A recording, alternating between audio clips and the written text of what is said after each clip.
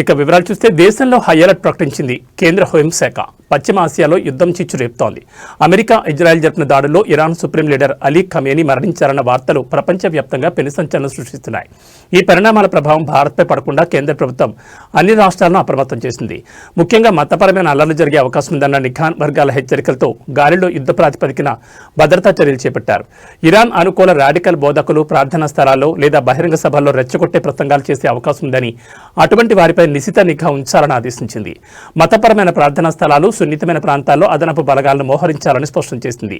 కేంద్ర రాష్ట్ర గూఢచార విభాగాల మధ్య సమన్వయాన్ని పెంచి ఎప్పటికప్పుడు సమాచారాన్ని పంచుకోవాలని సూచించింది.